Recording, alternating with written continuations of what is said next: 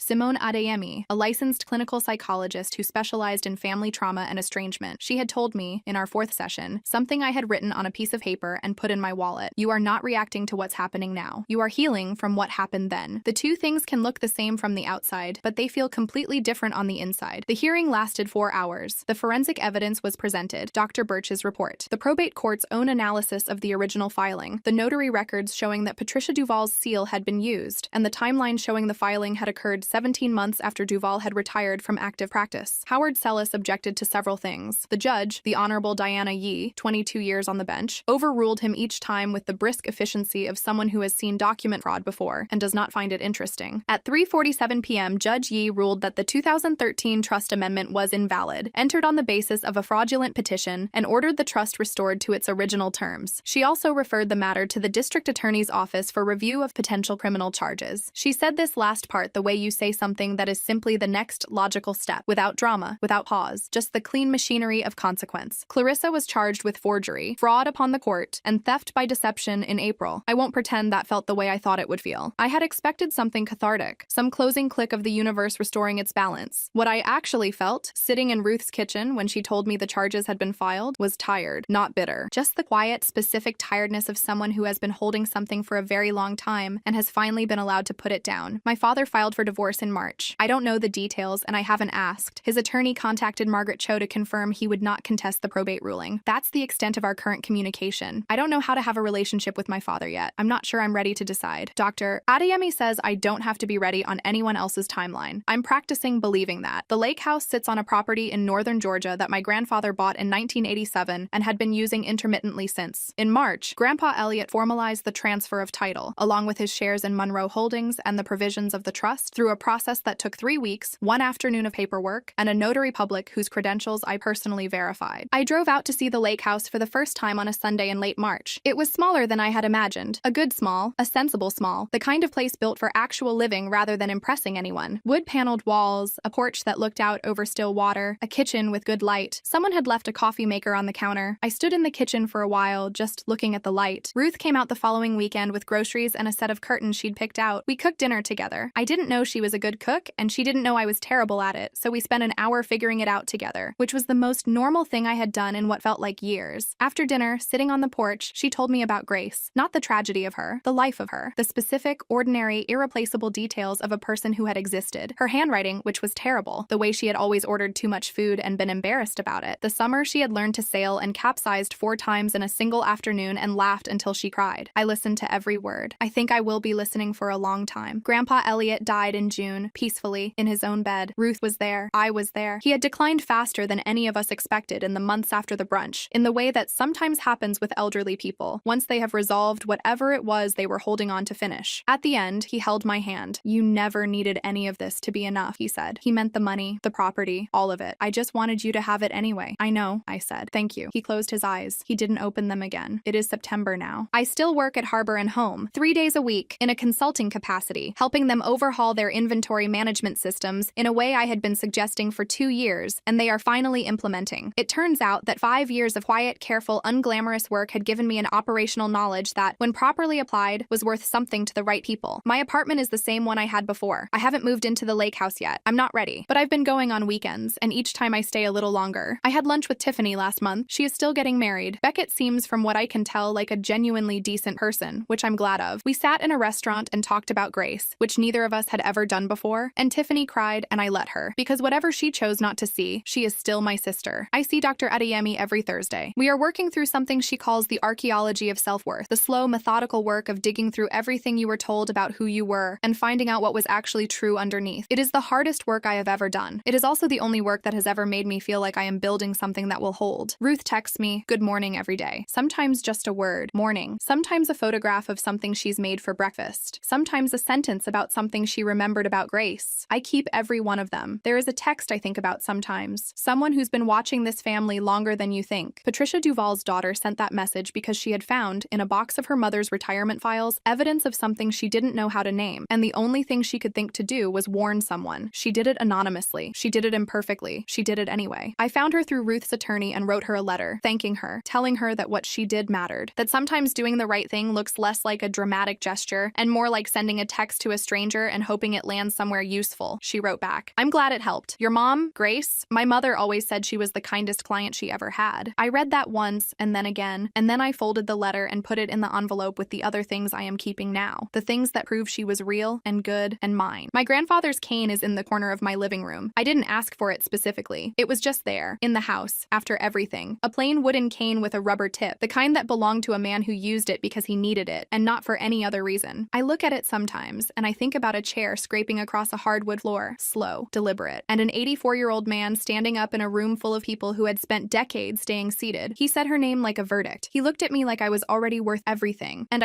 I know, that moment was the first time in my life I understood what it feels like to be chosen. Not for what you've achieved or what you're worth or what you can give someone. Just chosen for surviving, for staying kind, for being exactly who you are in a family that spent years telling you that wasn't enough. I'm still learning how to live inside that feeling. But I'll tell you this much. It fits.